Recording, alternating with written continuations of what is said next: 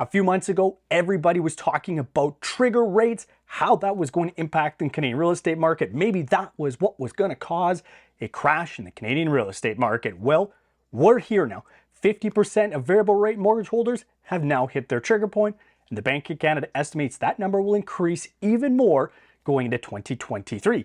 So let's figure out what's going on. This is your weekly news recap here on Bald Prairie Real Estate. My name is Matthew Pfeifer from Real Estate Agent Regina. That's my trusted assistant Matilda. It's November 25th. Let's get you a terrible joke and then let's get you updated. This is a great viewer joke. What type of bagels do pilots like? Plain bagels. Favorite terrible joke? Put in the comments below. Let's get into the news. The first topic here, I talk about this every single time the Rentals.ca monthly rent report comes out. And although some people have been saying it, that rent has maxed out, it can't go any higher. Well, Rentals.ca's data shows that's not the truth. 12% is how much rent is up year over year in Canada across the entire country, up 2% month over month. We're still seeing increases in Toronto and Vancouver, although one bedrooms, I believe, with both Toronto and Vancouver saw prices go down, but two bedrooms prices went up. The place with the highest increase year over year was Atlantic Canada at 32%. When I'm talking to my friends out there, they're saying how crazy it is. Students can't find rentals. It's gone through the roof for prices.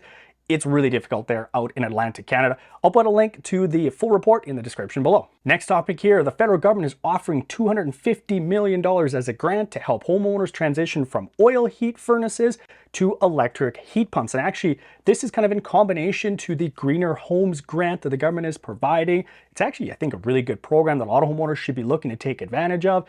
If you're going to be doing renovations, repairs, updates on your house, this will help pay for things like solar panels, converting from natural gas or oil furnaces to heat pumps, electric ones, upgrading your windows, your doors, and a whole bunch of other things, insulation, air sealing, the whole works, anything that's going to improve the efficiency of your home. This grant may be an option for you. So again, I'll put a link to that. So if you're a homeowner, you want to check that out, you may be eligible to have some upgrades covered by the Government of Canada. I talked a couple of weeks ago how both Ontario and Nova Scotia had new legislation in place to improve the affordability of housing. Provincial governments are definitely taking this as a major concern now.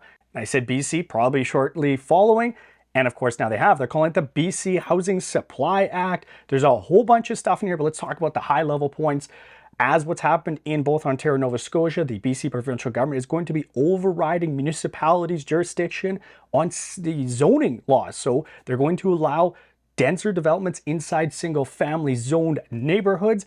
They're also overriding a bunch of what I would consider some pretty archaic condo or strata regulations. I know, for example, in many condos in BC, you cannot rent out your own unit. That is against condo bylaws. That is going to be struck down, as well as a bunch of age restrictions. Those are going to be removed as well. The exemption to that is they're still going to be allowed 55 plus buildings. So not surprisingly, we're seeing provincial intervention into municipal housing markets here. They even have targets they're going to put forward for how many houses they want to see built in different communities. You know me, I'm in favor of seeing more houses being built and seeing cities that are more dense, providing more affordable housing options. I'm happy that we're seeing provincial governments kind of take this on and make this a priority. It's something I've been talking about for a very long time. I'll put in the description below a link so you can check out the full list of things that are involved in this new BC Housing Affordability or Surplus Supply Act, what the heck they're calling it there. So check that out. And speaking along the lines of affordability, the federal government has come out with a $90 million program to provide about 270 homes in Ottawa for below market value, aimed predominantly at those that are chronically homeless. This is fantastic. Again, probably not an area where the private sector is going to be able to service this market for providing below market value rental properties.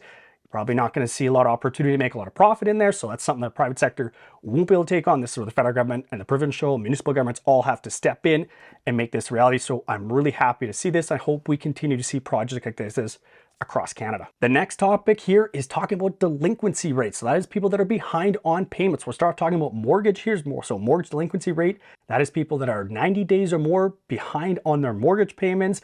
That's an important metric to keep an eye on. Wondering what's going on with the housing market, watch delinquency rates. That's going to give you a good indication what's going on. 90 days is important because that is when the foreclosure process starts for most banks. Some started even earlier, but 90 days pretty much for sure. That's when that bank is going to start that foreclosure process. Now, CMHC keeps track of this, And the number of people that are delinquent on their mortgages as of August, because that's the most updated stats that CMHC has, so I know these are a little bit old. We'll get the new ones as soon as they're available. 0.16%.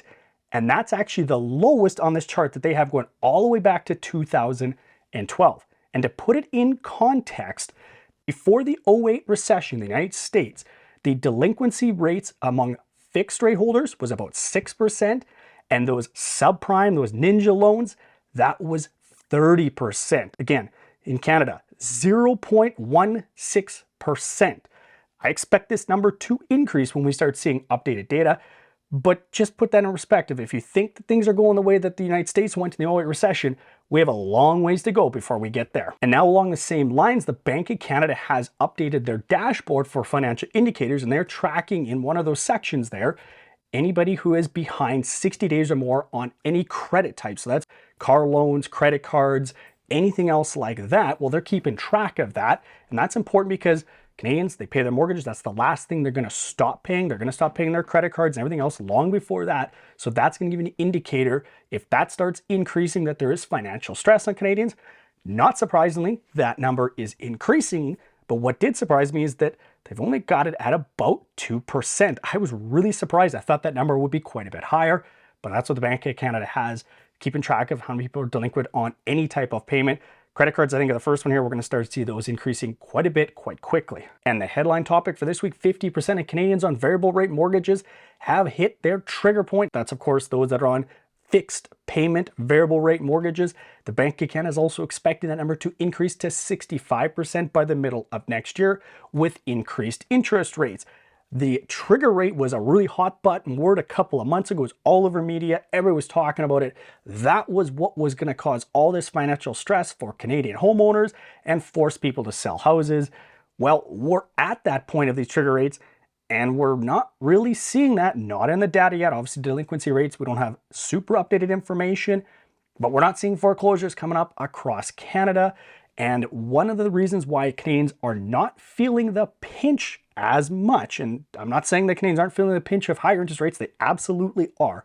But one thing that we're seeing from a lot of banks is they are extending out amortization beyond the 25 or 30 years to reduce how much those payments are going up. So Canadian households aren't feeling the full effect of these higher interest rates because they're allowing those amortizations to extend out. The interesting point, though, is that when those Canadians go to renew their mortgage, that will potentially get reset in a lot of cases back to the original amortization amount. And that is when a lot of these Canadian households are going to feel the true impact of higher rates if they haven't taken steps to pay down the mortgage and get back to that original amortization schedule. By the way, if you haven't checked out my most recent Canadian housing monthly market update right here, you can check that out. As always, guys, please, if you like this video, give me a like, subscribe if you haven't already, leave comments below. I love chatting with you guys in the comment section. And as always, thanks very much for watching.